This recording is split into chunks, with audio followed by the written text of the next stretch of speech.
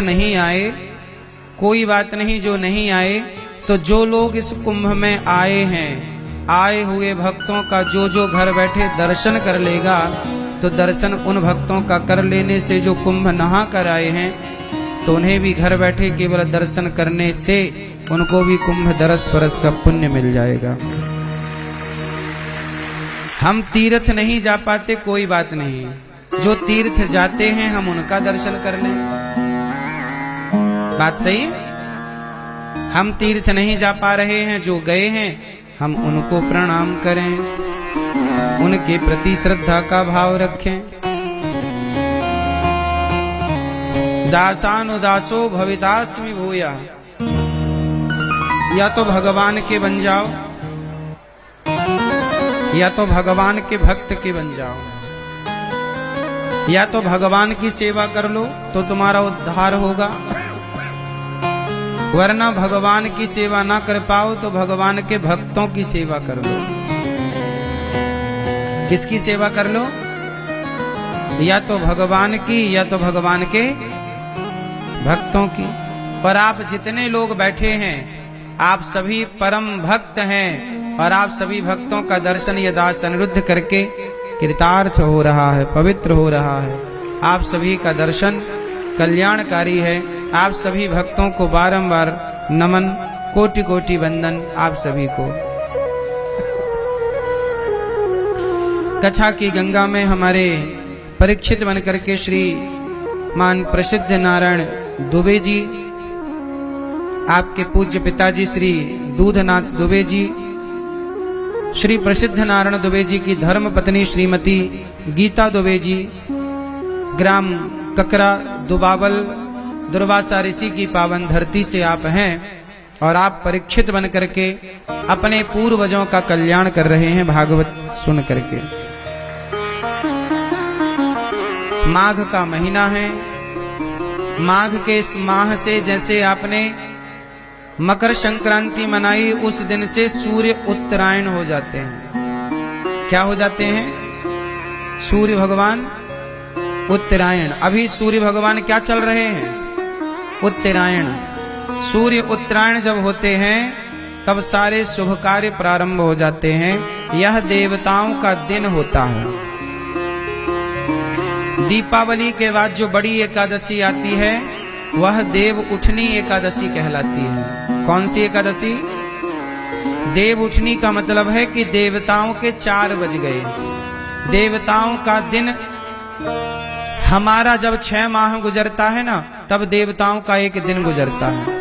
हमारा जब 6 माह गुजरता है तो देवताओं की एक रात गुजरती है। जब हमारा 1 वर्ष गुजरता है तब देवताओं के 24 घंटे गुजरते हैं। बात सही है? तो देवताओं की रात होती है 6 महीने की, हमारे हिसाब से 6 महीना, उनकी तो 1 रात। तो अभी सूर्य जब दक्षिणायन होते हैं तो देवता सो जाते हैं। देव शयनी एकादशी आती है तो देवता शयन कर जाते हैं। फिर देव उठनी एकादशी आती है दीपावली के बाद कार्तिक में, तो देवता उठ जाते हैं। उठ जाना मतलब 4 बज गए ना, तो हम उठ जाते हैं 4 बजे, 4:30 बजे। तो देवताओं का भोर होता है 4 बजे सुबह, देवता उठ गए। अच्छा, उठ गए ना। अब जब देवता उठ गए तो नहाते धोते वो कहाँ नहाने आते हैं? संगम, यहीं प्रयाग। और जब प्रयाग आते हैं और उनका सूर्य भगवान का जल चढ़ाते का टाइम होता है, जब सुबह होती है तब यहाँ पर मकर संक्रांति आ जाती है। और जब देवता आते हैं तो हम दुनिया वालों को भी पता लग जाता है देवता आए हैं, तो हम लोग भी संगम की तरफ भाग भाग के संगम में डुबकी लगाते हैं। उसी को कहते हैं माघ मेला। क्या कहते हैं? माघ मेला। यहाँ माघ मेला हर वर्ष लगता है। इतना बड़ा मेला जो आप देख रहे हैं ना, ये हर साल लगता है, थोड़ा इससे छोटा, लेकिन ये 12 साल में जो एक बार कुंभ आता है ये विशेष है। वरना ऐसा माघ स्नान तो यहाँ हर वर्ष होता है। हर वर्ष माघ आता है, मकर संक्रांति। तो देवताओं का दिन अब से स्टार्ट हो गया। देवताओं का क्या हो गया? दिन। सुबह हो गई। तो देवताओं की जब सुबह होती है तो क्या क्या होता है? देवताओं की जब सुबह होती है तो इसी 6 माह में जब तक देवताओं का दिन रहता है, इन्हीं 6 माह में बेटियों के विवाह का मुहूर्त होता है। अब देखना, अब बेटियों के विवाह का मुहूर्त चालू हो गया, और जब देवता सो जाते हैं तो मुहूर्त भी खत्म हो जाते हैं। तो अब बेटियों का विवाह का मुहूर्त है, गृह प्रवेश का मुहूर्त है, प्रतिष्ठा का मुहूर्त है, घर बनवाने का मुहूर्त है। इन्हीं 6 महीनों में अच्छे अच्छे मुहूर्त भी होते हैं। जब आप शुभ कार्य करें तो अच्छे मुहूर्त को देख कर करें, क्योंकि मुहूर्त का भी अपना प्रभाव होता है। तो हमारे यहाँ कोई भी शुभ कार्य होता है तो वह इसी समय होता है। इसी समय जब आप कोई भी शुभ कार्य करते हैं तो देवता उस हर कार्य के साक्षी होते हैं। और जब देवता सो जाते हैं और तब आपने पुण्य किया तो साक्षी कौन होता है? तब के लिए साक्षी होते हैं गोपाल जी, इसलिए उनका नाम है साक्षी गोपाल। कौन है? कौन है? जो आप दान करते हो। जैसे प्रयागराज में करोड़ों लोग दर्शनार्थी आ रहे हैं, गंगा डुबकी लगा रहे हैं, और उन गंगा डुबकी लगाने वाले भक्तों को गौरी गोपाल की तरफ से, आप सभी भक्तों की तरफ से अन्न क्षेत्र बांटा जा रहा है, अन्नदान हो रहा है। कोई भी शुभ कार्य करो ना तो आप अपने माता पिता का नाम लेते हैं ना, तो वो पुण्य माँ बाप को तो मिलता है, लेकिन हमें भी मिलता है, हमारे बच्चों को भी मिलता है। वो पुण्य सबको प्राप्त होता है। एक अन्न का दाना भी कोई दान करे तो वह एक अन्न का दाना, एक अन्न का कण, वह सबको पुण्यात्मा बनाएगा। जैसे जहर इतना सा कोई पी ले तो वो अपना प्रभाव तो दिखाता है। आग की एक इतनी सी चिंगारी बड़े बड़े जंगल को जलाती है कि नहीं? आग का ये मतलब थोड़ी कि नहीं बहुत आग होएगी तो जंगल जलेगा, नहीं। एक चिंगारी से भी तो जंगल जल सकता है।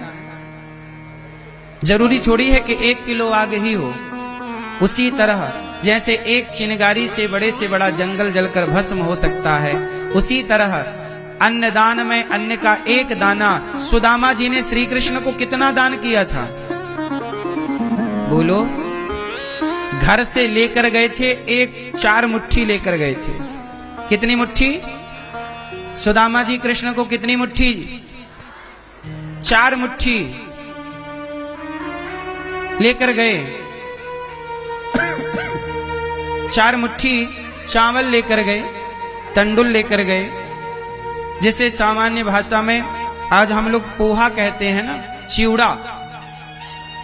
4 मुट्ठी चिवड़ा लेकर के गए सुदामा जी, और 4 मुट्ठी में भगवान ने खाया कितनी मुट्ठी?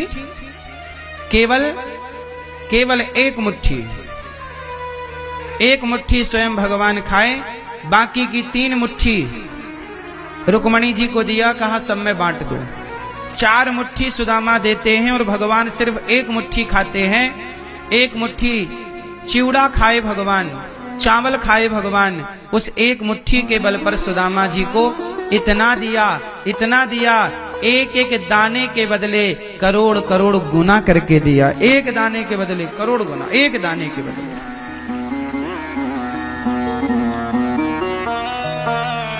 भगवान जब देते हैं ना, छप्पर फाड़ कर देते हैं। इसलिए कहता हूं कि सबसे दुनिया में उत्तम दान है अन्नदान। माघ का माह है, कुंभ का पावन पर्व है, गौरी गोपाल भगवान की अन्न क्षेत्र रसोई सेवा यहाँ चल रही है। अन्न क्षेत्र भक्त जन प्रसाद पा रहे हैं। आप भी अपने बच्चों के नाम से आप भी बंटवाएं और आप भी पुण्य के भागीदार बने। और एक बात और बताऊं कि जो भी आप पुण्य करते हो, यहाँ पर साक्षी कौन है? प्रयागराज में यदि कोई भी शुभ कार्य कर रहे हैं आप, उसका साक्षी कौन है? हाँ, यहाँ की साक्षी है गंगा मैया। यहाँ की साक्षी कौन है?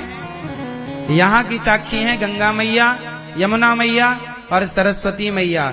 और यदि गंगा मैया, यमुना मैया और सरस्वती मैया यदि ये साक्षी हैं, तो यहाँ धाम में किया गया पुण्य केवल यही साक्षी नहीं है। हमारे कृष्ण का एक नाम है साक्षी गोपाल।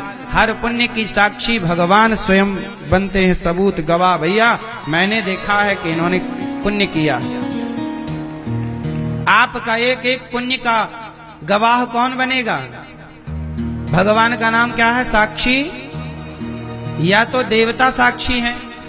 जब बेटी का विवाह होता है तो किसकी साक्षी में विवाह होता है? बेटी के विवाह में साक्षी कौन होता है? बोलो। बेटी के विवाह में अग्नि साक्षी होती है, अग्नि के फेरे होते हैं। ध्रुव तारा साक्षी होते हैं। कौन होते हैं? बोलो मैया। कौन साक्षी होता है? ध्रुव तारा का दर्शन कराया जाता है। वेद साक्षी होते हैं, ब्राह्मण साक्षी होते हैं, और समाज साक्षी होता है कि हाँ हमने देखा है किसका विवाह इस आदमी से हुआ है, इस आदमी का इस स्त्री से। समाज भी तो साक्षी होता है ना विवाह में। बोलो हाँ, नहीं होता? जैसे किसी बेटी के विवाह में समाज साक्षी होता है, ऐसे ही जब आप कोई दान पुण्य धर्म करते हैं तो उसके साक्षी स्वयं भगवान श्री कृष्ण होते हैं, साक्षी स्वयं गंगा मैया होती हैं, साक्षी स्वयं देवता होते हैं। इसलिए दान करे धन ना घटे, जो सहाय रघुवीर। दान करने से कभी धन नहीं घटता।